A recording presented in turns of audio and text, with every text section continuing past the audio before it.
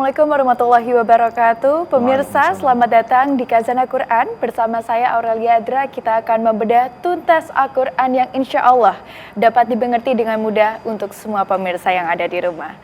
Hari ini kita sudah kedatangan Ustadz Nur Fajri Ramadan. Assalamualaikum Ustadz. Waalaikumsalam warahmatullahi wabarakatuh. Sudah siap? Hari ini kita akan mulai membahas, membedah Al-Quran dari mungkin yang pertama dulu, nanti Ustadz sampai dengan yang akhir insya Allah. Bagaimana Ustadz, siap? Mudah-mudahan Allah permudah. Amin, amin ya rabbal alamin. Baik, kalau begitu Ustadz, kita akan langsung saja masuk ke dalam inti dari perbincangan kita hari ini terkait dengan bagaimana semua pertanyaan kita itu sudah ada jawabannya di Al-Quran. Betul Ustadz? Ya, betul sekali. Hanya saja perlu dicamkan bahwasanya pertanyaan-pertanyaan kita terkadang jawabannya didapatkan dalam Al-Quran secara merinci, dan terkadang juga jawabannya didapatkan dalam Al-Quran tidak secara rinci, hanya diberikan guidelines umumnya saja. Pertanyaan mungkin muncul, mengapa tidak semuanya dijawab dengan rinci? Jawabannya ada 2 poin. Poin pertama adalah bahwa Allah Subhanahu wa Ta'ala menginginkan manusia itu berpikir, sehingga kalau semua jawabannya sudah diberikan secara verbatim di dalam Al-Quran, mana kesempatan kita untuk berpikir mencari jawaban sendiri? Sementara Al-Quran mengajak kita berpikir. Yang kedua adalah dari sisi efisiensi dan juga efektivitas. Bayangkan kalau seandainya Al-Quran, Allah Subhanahu wa Ta'ala firmankan, Allah mampu untuk itu, merinci semua jawaban yang kita pertanyakan. Seberapa tebal kira-kira Al-Quran? Bagaimana mempelajarinya? Kita saja dalam episode-episode mendatang berupaya untuk menyampaikan isi-isi inti dari Al-Quran 114 surat secara ringkas, yang itu pun mungkin takes time. Bagaimana kalau seandainya Quran lebih tebal lagi? Dan Allah Maha Bijaksana. Baik Ustadz, tapi kalau tadi Ustadz mention bahwa kita memang diberikan kesempatan untuk berpikir gitu ya oleh Allah.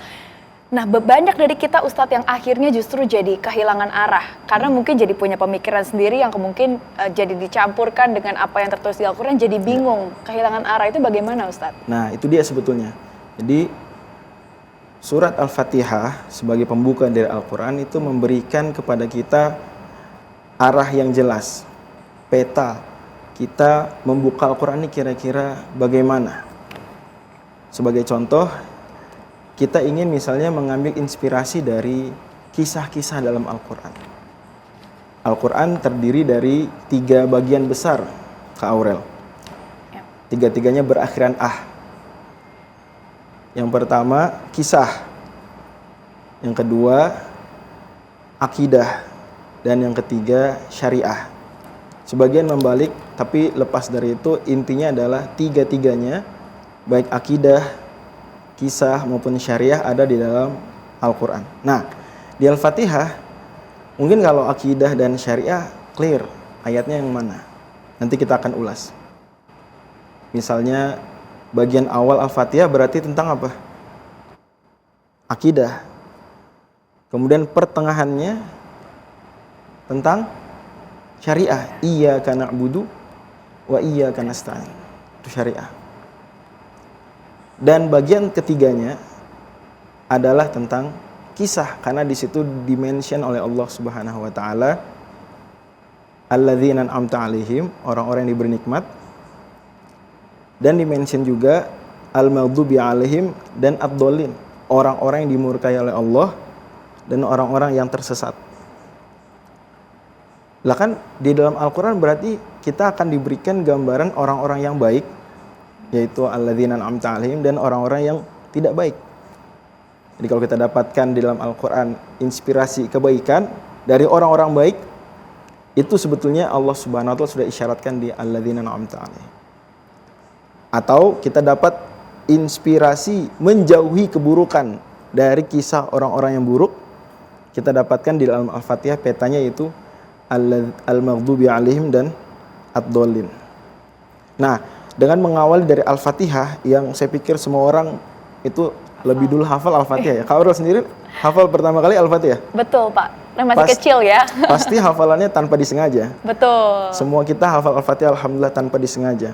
Nikmat dari Allah. Nah, tinggal kemudian kita renungkan Al-Fatihah tersebut yang biasa kita baca dalam sholat.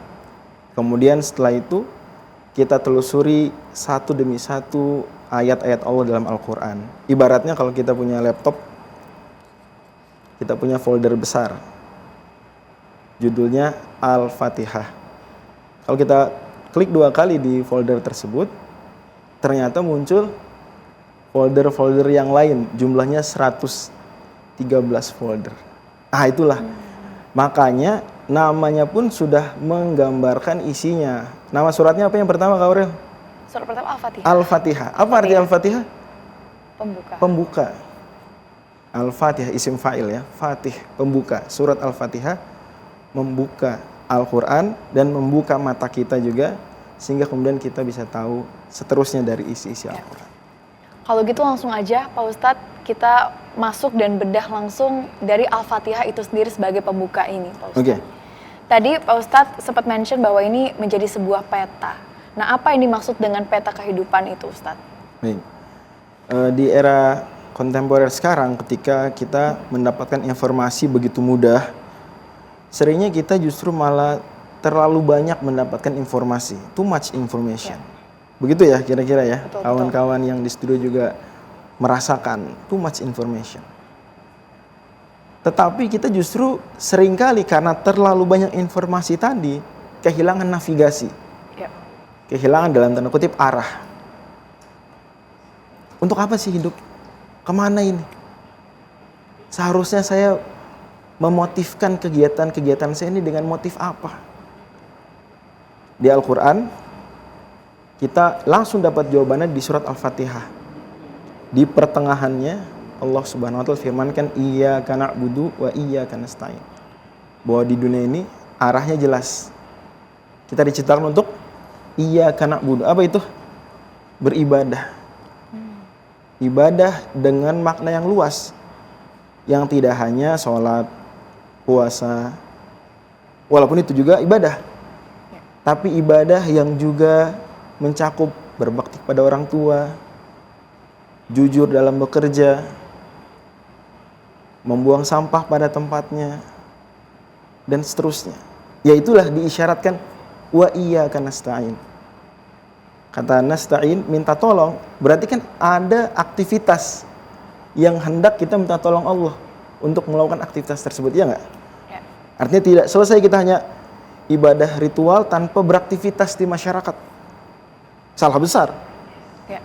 Bahkan ada kisah menarik, Kak Aurel, bahwa Umar bin Khattab radhiyallahu anhu waktu jadi khalifah itu pernah melakukan razia di masjid-masjid dan musala-musala.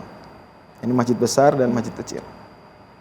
Razianya dilakukan kira-kira waktu duha.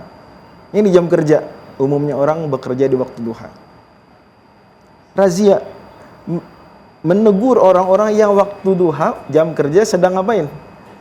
Sibuk di masjid saja. Maunya Umar, kalian orang-orang Islam jangan hanya ibadah ritual, ibadah mahdhah. Bagus. Tapi kalian meninggalkan yang lebih bagus pada waktunya, yaitu beraktivitas di masyarakat. Nah itu dia. Kalau kita punya navigasi tersebut, maka kita akan menjalani hidup kita 24 jam dengan ibadah. Sesuai dengan tujuan penciptaan kita. Mau nggak, Kak Aurel? Diciptakan untuk ibadah. Tapi ternyata 50% hidup bukan untuk ibadah. Mau nggak? Nggak mau. Nggak mau, oke. Saya turunin, 10% saja bukan untuk ibadah. Mau nggak? Nggak. Mungkin masih ada yang berpikir, oke deh nggak apa-apa, 10% bukan ibadah. Yang penting 90% ibadah. Ya. Walhal ini juga kondisi yang bagus. Tapi Islam memberikan opsi yang begitu banyak untuk kita bisa loh beribadah 100% dalam hidup kita. Meskipun tidur, bisa nggak ya tidur ibadah? Meskipun tidur. Tidur sebagai aktivitas manusiawi, kalau kita niatkan supaya besok beraktivitas kerja, sekolah, kuliah, itu prima, maka tidur kita bernilai amal soleh. Karena yang akan kita kerjakan besok adalah aktivitas amal soleh. Maka kata Ibnu Mas'ud, inilah ahtasibu naumati kama ahtasibu qaumati. Saya mencari pahala dari tidur saya, sebagaimana saya mencari pahala dari saya sholat malam. Ya, baik. Oke. Pak Ustadz, tapi kalau tadi Pak Ustadz sempat bilang juga bahwa terkadang ini kita terbalik gitu ya Ustadz ya, justru lebih fokus justru sama dunianya.